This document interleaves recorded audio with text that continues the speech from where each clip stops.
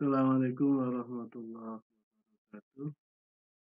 Saudara-saudara mahasiswa yang saya hormati, pada tutorial kali ini perkenankan saya menyampaikan bagaimana untuk melakukan uji komparasi menggunakan analisis varian dengan menggunakan Microsoft Excel. Baik, analisis varian itu bisa kita gunakan untuk menguji perbedaan, menguji komparasi lebih dari 2 kelompok sampel berbeda dengan uji T. Misal ini pada contoh kali ini kita punya 3 kelompok sampel untuk data nilai statistik dari kelas A, kelas B, dan kelas C. Dan kita diminta untuk menguji apakah terdapat perbedaan nilai statistik kelas A, kelas B, dan kelas C. Bagaimana uji hipotesis yang lain? Yang pertama kita lakukan adalah dengan merumuskan hipotesisnya terlebih dahulu. Hipotesis nihilnya adalah hipotesis yang menunjukkan bahwa antara kelas A atau rata-rata kelas A sama dengan rata-rata kelas B sama dengan rata-rata kelas C. Artinya di sini tidak menunjukkan perbedaan di semua kelas.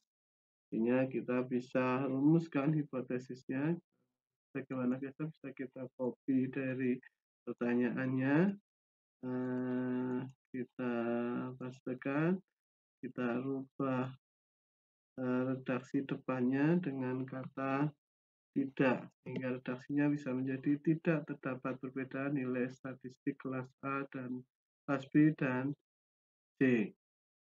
Nah, untuk hipotesis alternatifnya berarti kebalikan dari hipotesis nihilnya. Artinya kita bisa buang kata tidaknya, di sini terdapat perbedaan nilai statistik kelas A, B, dan atau C.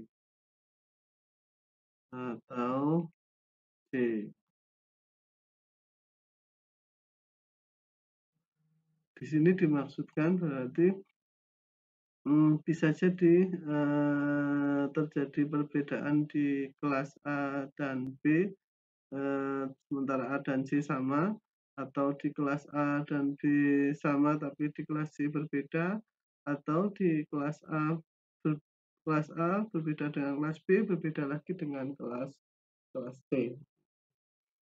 Itu untuk hipotesisnya. Kemudian kita bisa menghitung atau menganalisis datanya menggunakan data analisis. Kita pilih yang analisis single faktor.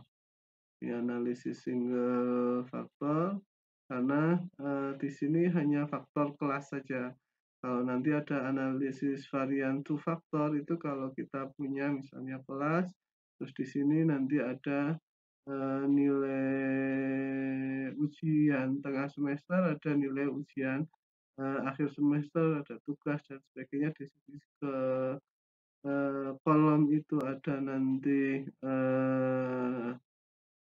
kelas, sementara di baris nanti ada ujian. Itu untuk analisis 2.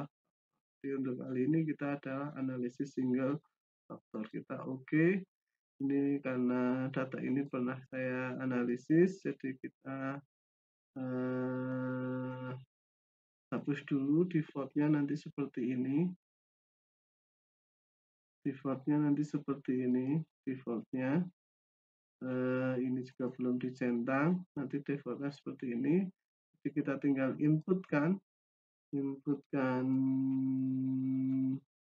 datanya semua sampai semua data terblok, terus kemudian termasuk di label kelasnya. Jadi kita dicentang label kelasnya, terus outputnya kita bisa pilih apa kita outputnya nanti di worksheet baru atau di workbook baru, atau kita bisa pilih di mana kita akan meletakkannya. Jadi kita letakkan di sini, terus kemudian kita oke.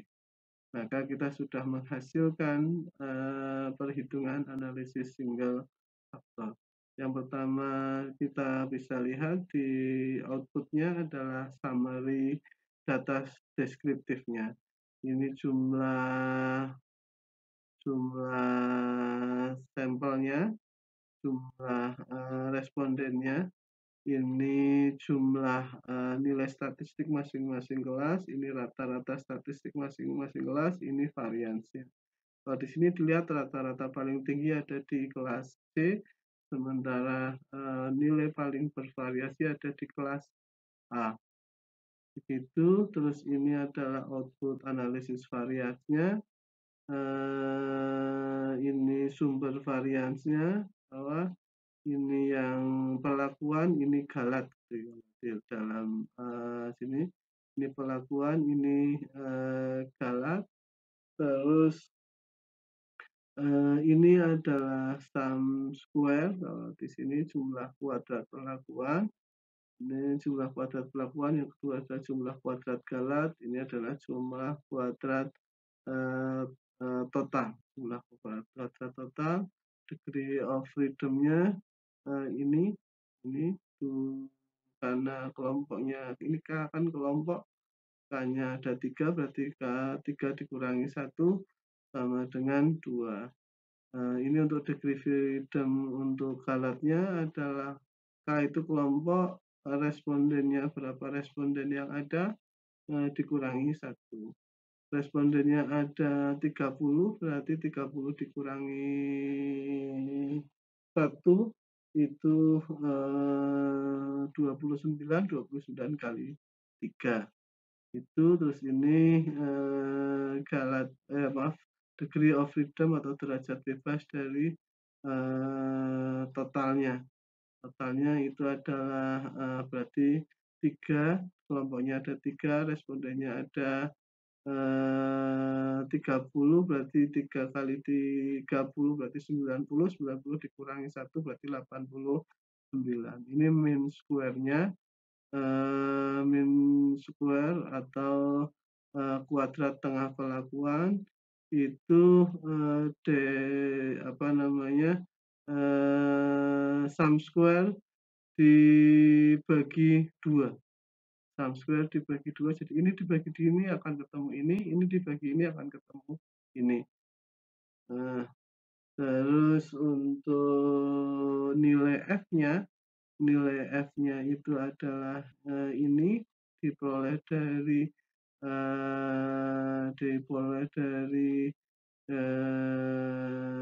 ini dibagi ini.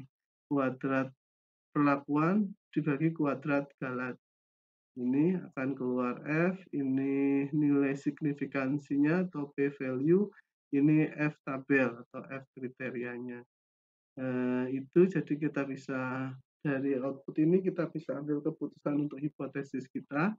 F hitungnya berarti ada, kalau kita menggunakan kriteria ini berarti F hitungnya adalah ini F hitung, ini adalah F tabel. Ini F tabel, artinya F hitung itu lebih besar daripada F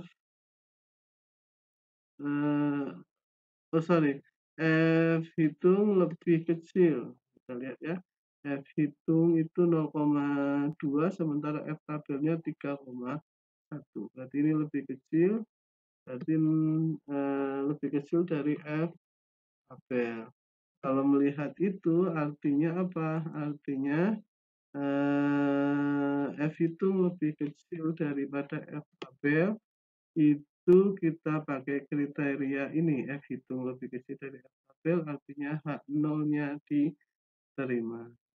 0 diterima. Ini H0 diterima. Terus kalau kita menggunakan nilai signifikansi, berarti ini nilai signifikansinya. Alfanya adalah 0,05, yang artinya nilai signifikansi yang 0,7 itu jauh lebih besar daripada alfanya yang 0,05, besar daripada alfa. Yang artinya apa? Artinya H0 diterima juga. H0 diterima. H0 diterima. Ketika H0 diterima, maka simpulannya yang kita gunakan adalah simpulan yang dari hipotesis nihil. Berarti kita bisa buktikan dari hipotesis nihilnya, berarti tidak terdapat perbedaan antara kelas A, kelas B, maupun kelas C. Begitu tutorial terkait dengan analisis varian satu jalur atau di dalam Excel dengan istilah ANOVA single factor. Mudah-mudahan bermanfaat. Ketemu lagi di tutorial yang lain. Kurang lebihnya mohon maaf. Akhiri, wassalamualaikum warahmatullahi wabarakatuh.